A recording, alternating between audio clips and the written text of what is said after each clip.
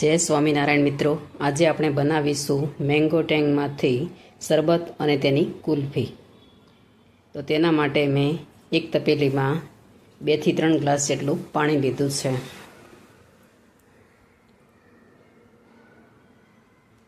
તેની અંદર આપણે 2 ચમચી જેટલી અંદર ખાંડ ઉમેરીશું, કેમ કે પાવડર છે તેમાં પણ ખાંડ થોડી ઘણી આવે છે, એટલા માટે આપણે 2 ચમચી અંદર ખાંડ ઉમેરીશું।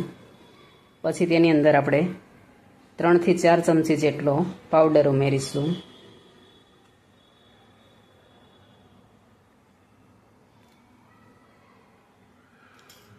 કુલ્ફી પણ બનાવવાની છે એટલે મેં 1 ચમચી થોડો વધારે નાખ્યો છે। પછી તેને આપણે હલાવીને બધું મિક્સ કરી દઈશું, ખાંડ ઓગળી જાય ત્યાં સુધી।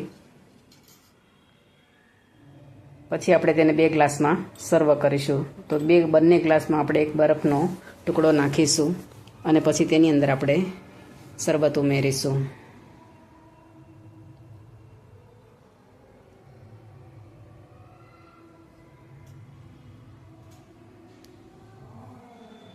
તો આપણું મેંગો ટેંગ શરબત છે તે બનીને તૈયાર છે। બહુ સરસ લાગે છે આ શરબત। હવે તેની આપણે કુલ્ફી બનાવીશું। તો કુલ્ફી મેકરમાં આપણે થોડું અંદર ઉમેરી દઈશું। આપણે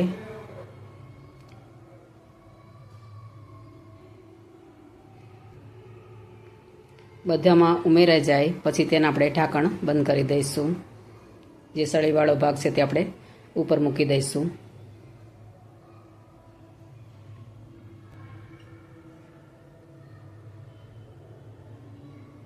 અને તેને આપણે 6 થી 7 કલાક માટે આપણે તેને રેફ્રિજરેટરમાં મૂકી દઈશું।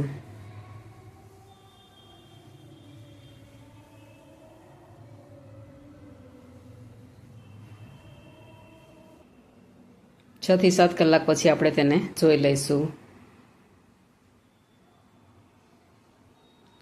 હવે કુલ્ફીને આપણે એક પાણીમાં આપણે ગ્લાસ લઈશું અને તેની અંદર આપણે બોળી લઈશું અને પછી બહાર કાઢીશું, એટલે તે સહેલાઈથી બહાર નીકળી જશે।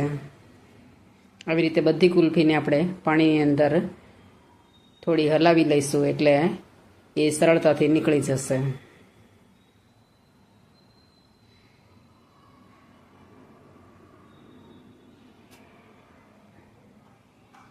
તો બધી કુલ્ફી સરળતાથી નીકળી ગઈ છે અને આપણી કુલ્ફી બનીને તૈયાર છે।